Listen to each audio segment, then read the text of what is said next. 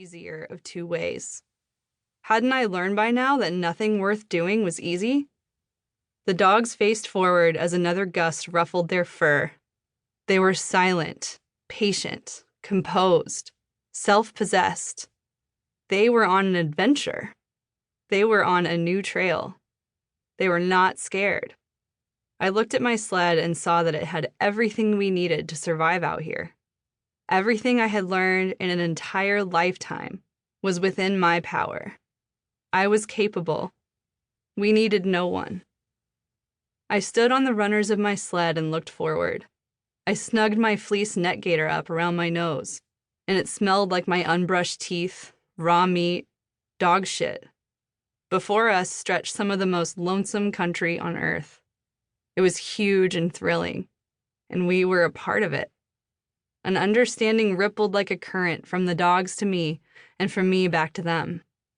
Without a word, they jolted forward, leaning into their harnesses as we glided into the coming night. The only witnesses to our silent transformation were the wolves who traveled wraith-like on the periphery, welcoming us in their way to a lone wildness. Part 1. Alfred. Before there was Alaska, there was Alfred. I was 18 years old and madly in love with a boy I'd never met. The first thing I loved about Alfred was his handwriting. The angular letters written by a man's hand that spelled out my name, the sign-offs in swift half-print, half-cursive, the whimsical swaying A. After 6 months of letter writing, the envelopes now came addressed to hilarious nicknames. Kristin Strawberry Thunder Night. Kristin Big Panties Night. I'd rush to the door every day when the mailman came, hoping to see a letter addressed to me from Montana, and later Washington, craving the next dispatch of a vagabond lifestyle I had never known. I was a senior in high school who lived with my siblings and my parents in the suburbs in Fort Worth, Texas.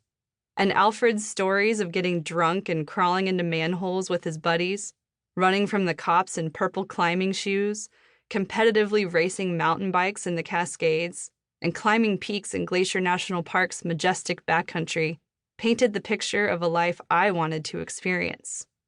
He pulled me in like a magnet. Here's what I knew of Alfred.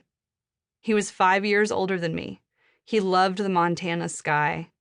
He was Native American, his mother was Tlingit, and his father was Sioux. And he had brown hair and heavy-lidded blue-green eyes.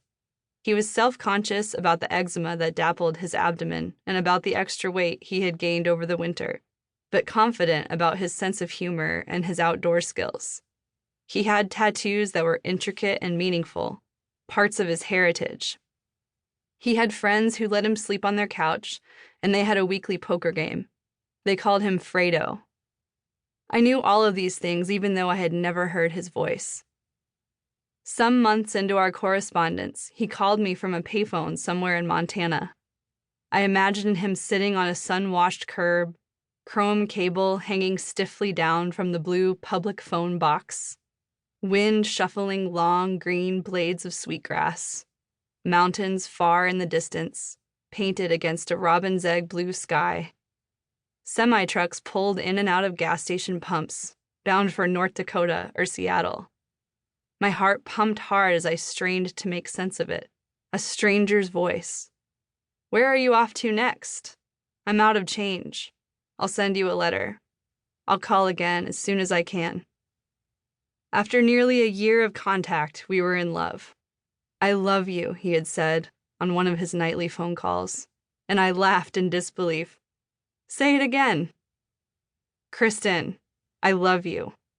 "I love you too. I can't believe this is happening."